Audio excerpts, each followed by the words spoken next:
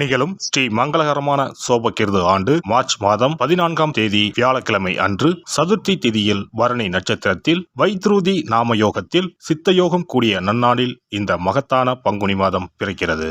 பிறக்கும் இந்த பங்குனி மாதத்தின் கிரக நிலைகளை பார்க்கும்போது மேசத்தில் குரு பகவானுடன் இணைகிறார் சந்திர பகவான். கன்னி ராசியில் கேது பகவானும் மகர ராசியில் செவ்வாய் பகவானும் உள்ளனர். சூரிய பகவான், புதன் பகவான், ராகு பகவான் மீனராசியில் சஞ்சாரம் செய்கின்றனர். கும்பராசியில் சனி பகவானுடன் சுக்கிரன் உள்ளார். இம்மாத கிரக பெயர்ச்சி என எடுத்துக்கொண்டால் செவ்வாய் பகவான் மகரத்தில் இருந்து கும்பராசிக்கு பெயர்ச்சி அடைகிறார். சுக்கிர பகவான் கும்பத்தில் இருந்து மீனராசிக்கு பெயர்ச்சி அடைகிறார். சந்திர பகவானை பொறுத்தவரை மேசத்தில் ஆரம்பித்து 2.25 நாட்கள் வீதம் 12 ராசிகளை கடந்து ரிஷபத்தில் அமர்ந்து பலன்களை தரப்போகிறார். இம்மாத சிறப்பாக குரு பகவான் நீச நிலையில் இருந்து வக்ர நிலைக்கு மாறுகிறார். இதன் காரணமாக உச்ச பலன்களை அள்ளித் தரப்போகிறார் குரு பகவான். இந்த கிரக அமைப்பினால் உங்கள் வாழ்வில் ஏற்படக்கூடிய சுப மற்றும் அசுப பலன்கள் என்ன என்பதனையும், அசுப பலன் ஏற்படுமாயின் ராசிக்காரர்கள் செய்ய வேண்டிய பரிகாரம் என்ன, வழிபட வேண்டிய தெய்வம், வழிபடும் முறை என்ன என்பதனை பற்றி விரிவாக காண்போம். பிறக்க போகும் இம்மாதம் உங்கள் வாழ்வில் வளமும் நலமும் செல்வ செழிப்பும் பெற்று வாழ்வின் உயரிய நிலையை அடைய எல்லாம் வல்ல எம்பெருமானை வேண்டி விரும்பி கேட்டுக்கொள்கிறேன். தனுசு ராசி அன்பர்களே, இந்த மாதம் புத்தி கூர்மையுடன் எதையும் செய்வீர்கள். எதிர்காலம் தொடர்பான திட்டங்கள் மனதில் தோன்றும். எதையும் முன்னேற்பாடுடன் செய்வீர்கள். விவேகம் உண்டாகும். தொழில் வியாபாரம் தொடர்பான காரியங்களில் இழுபறியான நிலை காணப்படும். வீண் அலைச்சல், எதிர்பாராத செலவும் உண்டாகும். உத்தியோகத்தில் இருப்பவர்கள் அதிகாரிகள் கூறிய வேலையை செய்து முடிப்பதில் தாமதம் ஏற்படும். சக ஊழியர்களிடம் அனுசரித்து செல்வது நல்லது. குடும்பத்தில் மகிழ்ச்சி நிலவும். குடும்பத்திற்கு தேவையான பொருட்களை வாங்குவீர்கள். நீண்ட நாட்களாக வாங்க நினைத்த ஆடை ஆபரணம் வாங்க நேரும். குடும்பத்தில் இருப்பவர்களுடன் விருந்து நிகழ்ச்சிகளுக்கு சென்று வருவீர்கள். வழக்குகளில் சாதகமான போக்கு காணப்படும். பெண்களுக்கு நீண்ட நாட்களாக இழுபறியாக இருந்த ஒரு காரியத்தை வெற்றிகரமாக செய்து முடிப்பீர்கள். எதையும் புத்தி சாதுரியத்தை பயன்படுத்தி சமாளிப்பீர்கள். மாணவர்களுக்கு பாடங்கள் படிப்பதில் ஆர்வம் உண்டாகும். ஆசிரியர்களின் ஆதரவுடன் படித்து தேர்வில் வெற்றி பெறுவீர்கள். இம்மாதம் கலைத்துறையினருக்கு சிறப்பான மாதமாக இருக்கும். தாமதமாகி வந்த வாய்ப்புகள் அனைத்தும் திரும்ப கிடைக்கும். சமூக சேவையில் உள்ளோருக்கு சமூக அந்தஸ்து உயரும். அரசியல் துறையினருக்கு கொடுக்கல் வாங்கலில் இருந்த பிரச்சனைகள் தீரும். நீண்ட நாட்களாக இருந்த கஷ்டங்கள் நீங்கும். எதையும் செய்து முடிக்கும் சாமர்த்தியம் உண்டாகும். அரசாங்கம் மூலம் லாபம் ஏற்படும். வெளியூர் அல்லது வெளிநாட்டு பயணம் சாதகமாக இருக்கும். நட்சத்திர பலன்கள். மூலம் நட்சத்திரம். இந்த மாதம் தொழில் வியாபார போட்டிகள் குறையும். பணவரத்து இருக்கும். புதிய நபர்களின் அறிமுகம் உண்டாகும். குடும்பத்தில் இருந்த குழப்பங்கள் நீங்கும். உறவினர்கள் வருகை இருக்கும்.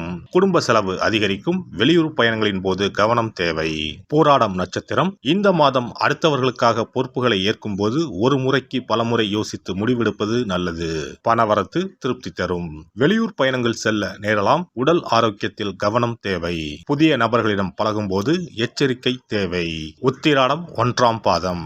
இந்த மாதம் வீண் அலைச்சலை குறைத்துக் கொண்டு வேலைகளில் கவனம் செலுத்துவது நல்லது.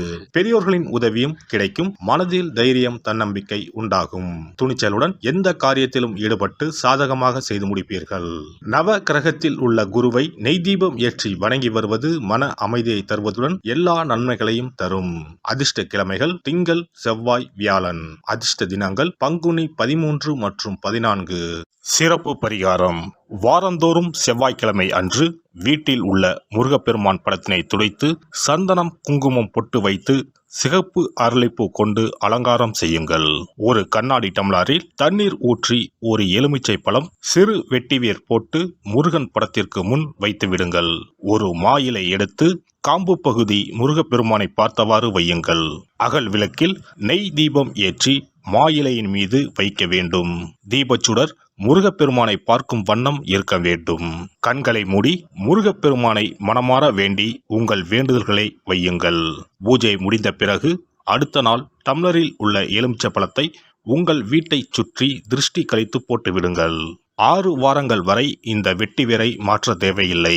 இவ்வாறு செய்து வழிபட்டு வர குடும்பத்தில் உள்ள எப்படிப்பட்ட கஷ்டமாக இருந்தாலும் அந்த கஷ்டத்திற்கு தீர்வு கிடைக்கும். நம்பிக்கை இல்லாமல் எந்த ஒரு வழிபாடும் செய்யக்கூடாது. நம்பிக்கையோடு செய்யும் பட்சத்தில் கைமேல் பலன் கிடைக்கும். இனி பங்குனி மாத சிறப்புகளும் வழிபாட்டின் பலன்களும் என்ன என்பதனை பற்றி காண்போம். பங்குனி மாதம் என்பது வழிபாட்டுக்கு உரிய மாதம். பங்குனி மாதம் வணங்குவதற்கும் பூஜைக்கும் உரிய மாதமாகும். ஒவ்வொரு மாதத்திலும் ஒவ்வொரு நட்சத்திரத்திற்கு முக்கியத்துவம் கொடுத்து விழாக்கள் நடத்துவது வழக்கம். ஆனால் பங்குனி உத்திர நட்சத்திரத்திற்கு மற்ற நட்சத்திரங்களை விட அதிக மகத்துவம் உண்டு. தெய்வ திருமணங்கள் அதிகம் நடைபெற்ற மாதம் பங்குனி மாதம். மாதங்களில் 12வது மாதம் பங்குனி, நட்சத்திரங்களில் 12வது நட்சத்திரம் உத்திரம். 12வது மாதமான பங்குனியும் 12வது நட்சத்திரமான உத்திரமும் இணையும் புனித நாள் பங்குனி உத்திரம் என்று கொண்டாடப்படுகிறது.